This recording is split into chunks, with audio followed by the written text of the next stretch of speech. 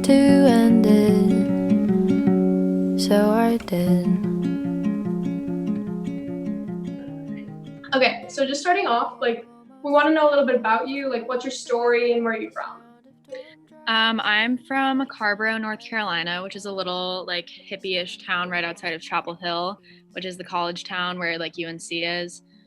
I've been playing music pretty much my whole life, but I never took any lessons or anything because I would never sit through them.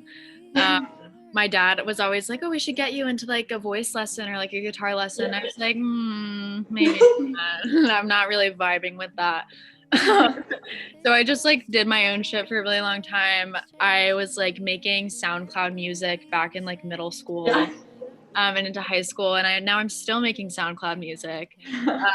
But yeah, and then I just like I was home for quarantine. You know, I got sent home from college, and I was just like in my parents' house, and I was like, oh my god, fuck, there's like nothing to do. It sucks. I'm like sad and like feeling weird, and like I wanted so long to like get out of here, and now like I'm back here, and it feels like I missed out on, I don't know, it was just like a weird feeling like being back, and I didn't know how to like capture it, and music has always been like the way that I capture things. So I just like had this one like hashtag breakdown in my old like apartment complex, like some song I was listening to, it was really like masochism hour, like playing my old like songs of 2016 playlist that Spotify gives you, which like, hi, that's a fucking like hell trip if you ever decide to take it. But I was doing that and also like driving around my hometown, and I was like, ah! And I was just like in the parking lot of like my old apartment complex being like, time exists. And it was just like lots of weird, complicated feelings. So I wrote a song about that and posted it on TikTok. And suddenly it like blew up, and that like people started listening to it, and I was like, whoa, like I had no idea that people would listen to my music. So then I just started making more music, and TikTok started taking off, and yeah, Super crazy. Yeah, wow. Yeah. Okay, so how did you like start music? Like, do you have family who is like artistic, or is it something that you just like found on your own, or? Yeah, my dad has always been really into music. He's like into all kinds of music. Like he was on Megan Thee Stallion before anybody. Like he showed me Megan Thee Stallion. I remember we went to like a music festival when I was like 12, and he was like, "Have you ever heard of Childish Gambino?" And I was like, "No, I'm here to see the Arctic Monkeys, and that's it." I was like a little brat, but anyway, that kind of unnecessary. Yeah. But he has always loved music, and like we've always had like music around the house. Nobody I knew like played music. Like I don't have like a Taylor Swift story of like someone coming to like fix my computer and like teaching me guitar chords, although that would be cool. But I just like, I think somebody got me like a plastic keyboard at some point, and I would just like fuck around on that. And I was like, I've been like writing songs since I was like 6. Like my dad has some recordings of me from when I was like 6 writing songs. Wow. So yeah, it's really crazy. He like told me this story recently. This is again another tangent, but it might be important in my whole like story or whatever. He told me this story of when I was 8, and I like decided to make a gingerbread house. I don't know. I've like always been a ambitious person, and I like went to the store and like bought all the ingredients and like tried to make it from scratch, and like I was up to like 2 in the morning like trying to make this gingerbread house at like 8 years old. And he was like, at some point like he sat with me while I was doing it, and then he was like, okay, like I'm going to sleep, I wish you the best of luck, whatever. And he woke up the next morning, and he comes downstairs, and he sees like I had put away everything, but there was just like crumbled pieces of gingerbread like on the kitchen counter. And he was like, oh no, like she's about to be really upset, like this didn't work out, whatever. And he comes into the living room, which is where I am. And then he was like, how did the gingerbread house work out? And I was like, oh, it didn't, but like I wrote a song, do you want to hear it? Oh my gosh. Like, that's so awesome. Yeah, so that's just like a funny story where like I don't know, it's just like always been a part of my life, and always been like a way that I dealt with things and like worked out weird things that I was feeling.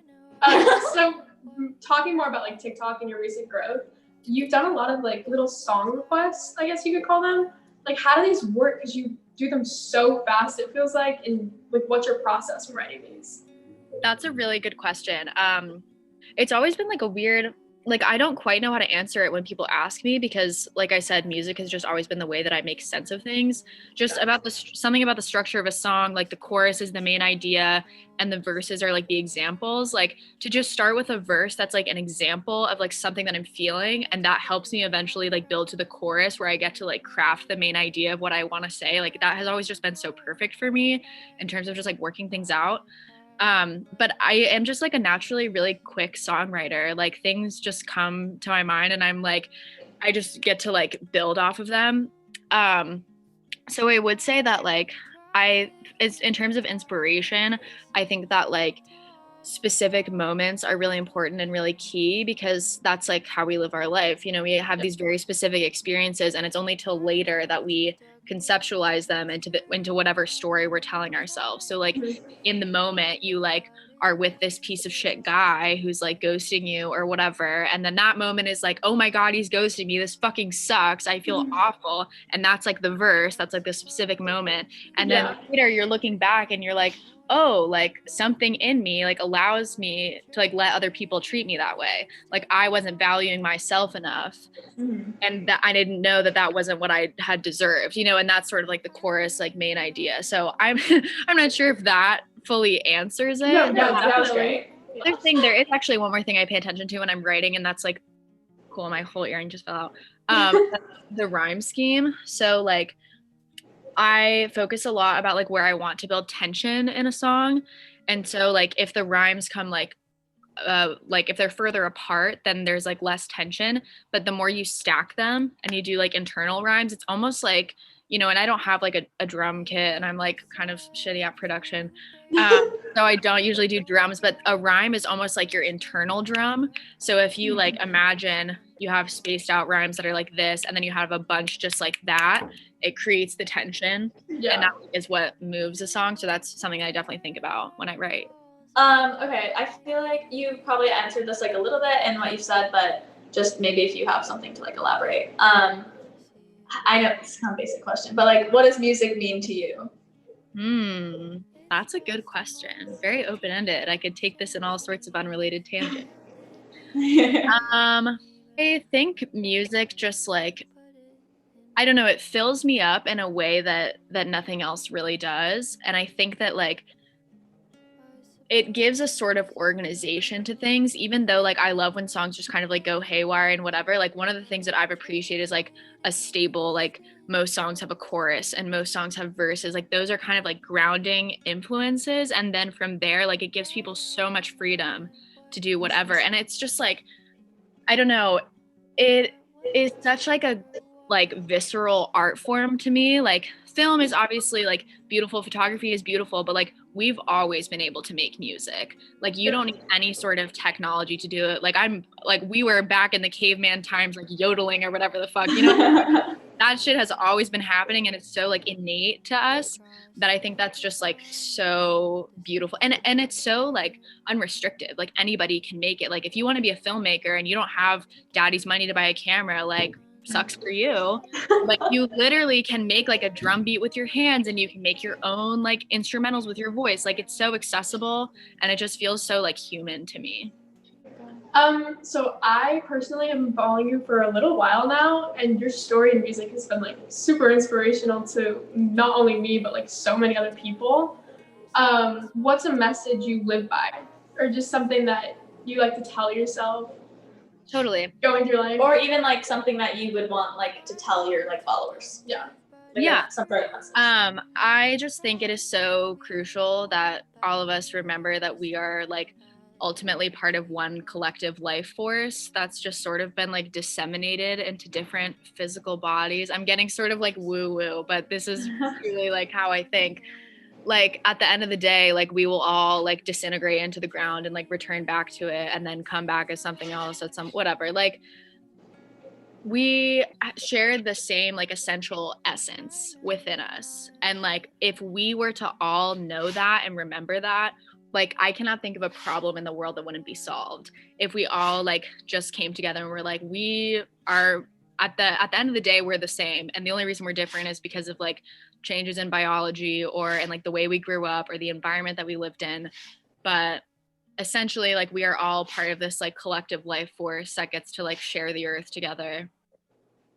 Again, very like up there. Yeah, no, but I really love like that. that. it's what it's what I think about. It's what gets me through the day. It's what like whenever I'm feeling like negatively towards a person, I just have to realize that that's like it doesn't have anything to do with them. It's something that I'm feeling and that I'm like projecting onto them. Yeah. And yeah, I don't know. It's just been helpful for me to think about. Katie was telling me that you're having an EP dropping soon. Do you want to tell us a little bit about that, like what we can expect and when it comes out? Yeah. So I'm not exactly sure when it comes out. Because I'm still working on, so right now I have like the bare bones of everything, like all the songs are written and stuff, and I'm just sending tracks back and forth to my producer, who's like helping me get them basically to where I want them and ready for like people to hear them, and like sound quality, all the shit that I don't really know about, he's dealing with. But all of these songs I wrote, all of them I wrote were on like, I took this sort of like meandering cross country journey from North Carolina to California. I didn't even intend to like stay here in California until like the music stuff started picking up. But I just like, it was a time where I was like feeling like I was living like very presently, and that allowed like a bunch of like old thoughts and like feelings and ideas from the past to come up. So it's like a lot about the EP is like about reflecting and about thinking about like having enough space from really key moments to be able to conceptualize them in a way that makes sense to me. A lot of it is about being a woman, being a young woman, like in the internet age, in like our new weird dating age. And like I feel like everybody reaches that moment, or everybody who is born as a woman reaches that moment when you realize like you are commodified by society, and like to an extent like you feel this pressure to be marketable as a person. You feel like you have to market yourself to yourself, you have to figure out your brand, you have to figure out your style, whatever, and you have to make yourself like palatable for other people. And that like theme shows up in like relationships, and it shows up in social media, like pretty much everywhere, and it makes it hard for you to like figure out your own sense of self. So it's like kind of about like that journey and that realization as well. It's a lot of stuff though. Mainly it's just like songs that I've written and I'm like, these are bangers. These can go on the EP. Yeah, I'm very excited to listen to that. I guess one of the like our last questions, like what are your music oriented goals for the future, or just like what's next for you? Yeah, that's a great question. I've been thinking about it a lot recently because obviously like all of this like TikTok clout came like really quickly and unexpectedly. So I'm still honestly long term, like I don't want to be in my own like musical artist. Like the idea of like being famous makes me really uncomfortable. And like I'm pretty far away from like getting to a point. Like I got recognized for the first time the other day, and I was like, this is weird and wacky. Like some like girl in like a VW bug like honked at me from the street, and she's like, do you write songs on TikTok? And I was like, yeah. Anyway, just a little tangent, but like I never want to get to the point where like I can't like live my life, and like I just wouldn't like it. Like I knew I would. I feel very kindred spirits to Kurt Cobain, and he didn't like fame either, and it didn't end out well for him. But ideally, like my long-term goal would be to be a songwriter for other people, because I want to be in that music world, and I want to be around creative people, and I want to help other people in their creative process. But I don't necessarily want it for me. So right now I'm like, you know, I'm going to keep making my own stuff, but I am not really interested in like ever signing to a label or anything, because I don't really care about how many people listen to my stuff, because ultimately that's like not the goal. And like the people that do like my stuff and like will listen to it will like find me regardless. And like it's really also cool that I have like a little tiny base of people who like are excited about my stuff coming out, and like that's all I want. That's as long as I know that like one person is out there like, this is cool, that's fine, that's enough for me. I don't want any more, thanks. I think that's kind of like a rare view on it too. Yeah. You touched on a lot of like awesome stuff. I love to talk, so y'all made a big mistake by opening up the floor to me. No, we love to listen. Like that was super awesome. Thank you so much for doing this again. Yeah, of course. No, I love to do stuff like this. I like I don't know. I think it's weird, especially when small artists like turn down like small opportunities.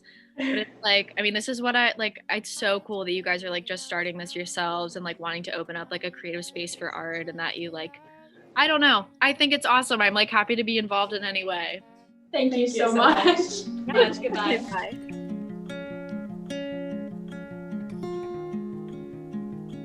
I walk through traffic to the tidal basin, smoke till I forgot